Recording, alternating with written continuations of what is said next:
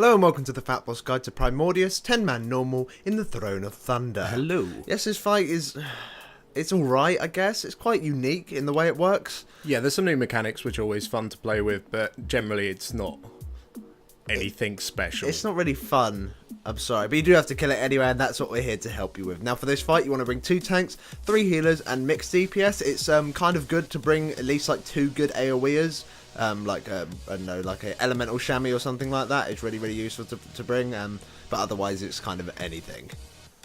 Now before we get into the main core boss abilities, we're going to talk about what the tanks need to worry about.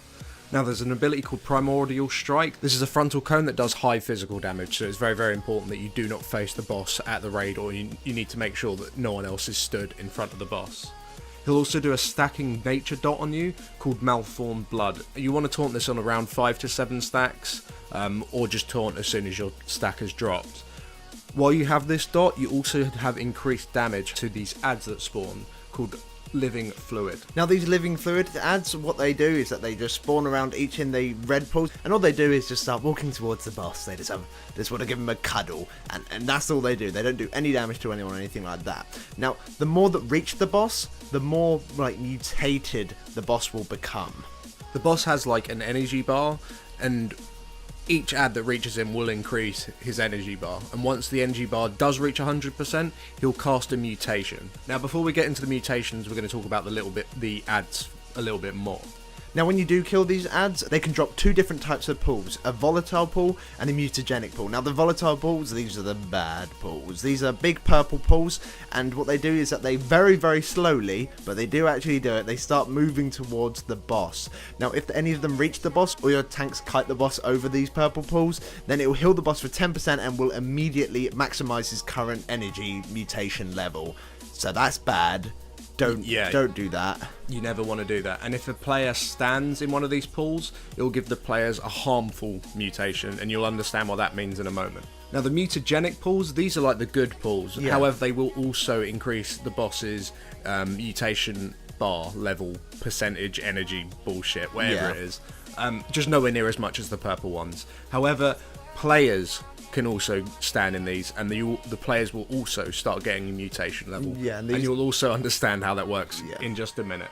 First, we're going to talk about how the mutations work on the boss. Now, the boss can only ever have 3 mutations active at one time. If he does gain an extra mutation once he has 3, he'll drop an old one. He'll only ever have 3. Now, each active mutation on the boss will also gain a 10% damage increase. So how it works is once the boss does reach 100% energy, he'll cast something called Evolution. Every time he casts this, he'll get 1 random mutation, and we're going to talk about all the different mutations and how you need to deal with them now.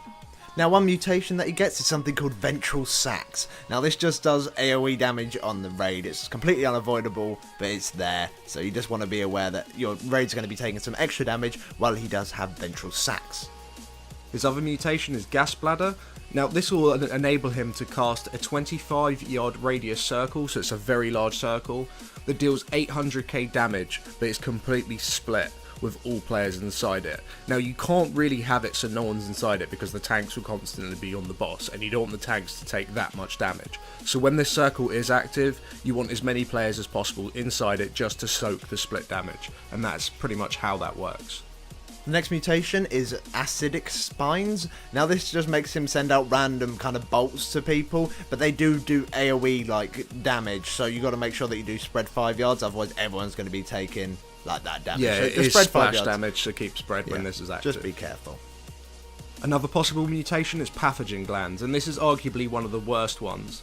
This will put a dot on a random player that lasts for 10 seconds and ticks for around 100k every second, so it does about 1 mil damage total, which is a lot of fucking damage for 10 seconds. So if you do see someone with this debuff, you need to bitch heal them very quickly. Another mutation that he can get is Metabolic Boost. Now this gives him a 50% attack speed and will make him use all of his other abilities more frequent. So it's not really amazing, this one, but it does make it so everyone's going to be taking some more damage. And the tanks will be taking a lot more dots from the Malformed Blood while this is active, so that's something to keep in mind. And the last possible mutation he can have is Erupting Pustules. Now this will cover certain areas of the room with these little blobby things on the ground, and after a couple of seconds they'll explode and deal damage to anyone near them. It's sort of like a 2-yard radius around them.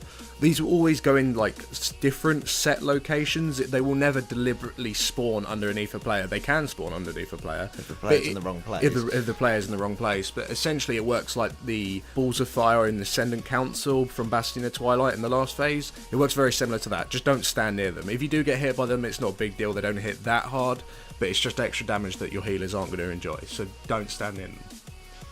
So now you know, oh look, that's all the boss does. He's doing nothing. Oh, it's absolutely fine. Well, the boss also has a lovely buff on him that makes it so he takes 75% less damage unless you are fully mutated. Now, what do we mean by fully mutated? So as we mentioned previously, when you kill a living fluid, they'll drop a mutagenic pool. Well, they have a chance to. It's more likely than dropping the volatile pool, yeah, but they can drop mutagenic pools. Now, these pools are the way that you become fully mutated.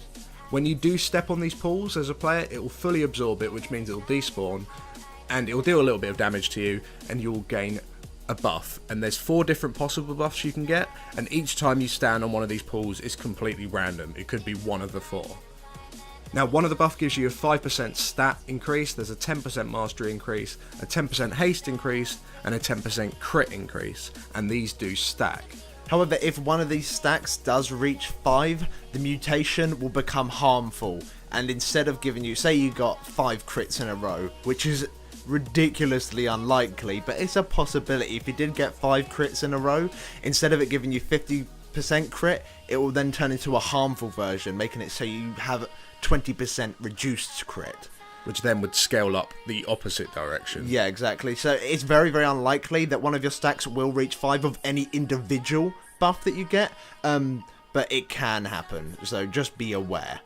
Now, if you receive 5 stacks total, so not of an individual one, but let's just say that you got 1 stack of 5%, you got 2 stacks of mastery, 1 stack of haste, and 1 stack of crit, that would give you 5 stacks total. This means you are now fully mutated, and you'll notice because you'll turn into some sort of like weird trolly thingy. I don't know what it is. But you just turn into some crazy badass thing. And when you do turn into one of these crazy badass things, not only can you do all the damage that you want on the boss, all of the buffs that you have been picking up that normally have a 2-minute duration will then refresh and go back to the full 2-minute duration, and the fully mutated will last for that full 2 minutes. Now, once you are fully mutated, any little blobby circles that you pick up from this point will then become harmful. So while you are fully mutated for those 2 minutes, you don't want to stand near any pools. Just DPS the boss and just nuke your tits off. And that's pretty much all you have to do. You want to prioritize your DPS getting mutated first, and then your healers afterwards. Really, I mean, it doesn't matter too much, but generally that's what you want to do. And once everyone is fully mutated, that's when you want to bloodlust. Once your 2 minutes are up, then you'll need to become mutated again, and there'll be lots of blobs up at this point because of the way that you kite the boss. Now, as a tank, when you're tanking this boss, there is no way of really tanking him so that the boss will never absorb any of these fluids, and there's no way that your DPS is going to be high enough for you to kill every single fluid. So the best way of tanking this boss is kiting him very, very slowly in a circle, like around the room, and then that way any blobs that are directly in front of the boss, which will be behind the tank, they will hit the boss, unfortunately. However, any behind him as you're kiting will start to stack up and converge on top of each other. They move fairly slowly, so it's pretty simple to do so. Just every time an ad gets close from behind him, as in from his back, you just move the boss. Just keep moving him and moving him and moving him until they all sort of converge at one point. And this is where you just want to go AoE nuts and just nuke the living shit out of them. And that's essentially how killing them works. Now, when you do first pull the boss, as a DPS, there's no point DPSing him. You have a 75% damage reduction on him, it's not going to work. What you want to do is that you want to spend full time getting your mutation. So what we did was that we assigned 1 person per pool, or 1 person per 2 pools, just to AoE them or kill them as fast as you can. They do have quite a long time before they get to the boss, and they don't have a lot of health, so you can easily kill them, and then just as soon as they drop one of the red mutagenic pools, you go run over it and get that stack, and you just do that 5 times and then turn on the boss. And if you're the tank that's not tanking, you might as well go kill all living fluids as well and get your own stacks. That's what we were doing, at least.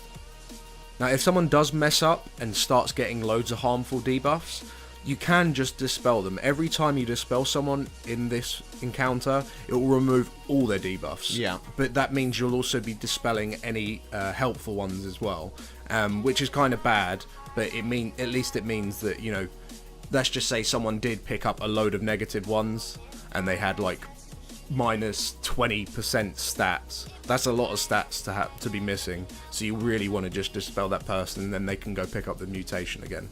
However, if that one person, I'd say, like, has one harmful one and has 5 helpful ones, it's kind of pointless dispelling them, because then they've just got to go run around and pick it all up again, and it's just like a DPS loss, really, because DPS just want to be full-time on the boss. As soon as their stacks, as soon as their fully mutated drops, they just want to go pick it back up, and if you're dispelling them prematurely just because they have one harmful on them, like, that's just going to mess up their DPS, and it'll just make it so you're going to get tighter and tighter to the berserk, because you won't have the damage on the boss. So just be careful, and really it's very unlikely for you to get a load of harmfuls unless you are bad. So yeah, it shouldn't be too much of an issue.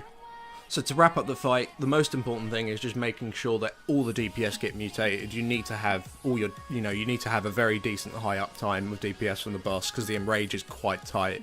You need to keep an eye on all the mutations that are active on the boss, so you know how to position yourselves, whether to stack or whether to spread, or whether you need to know exactly what mutations are active on the boss.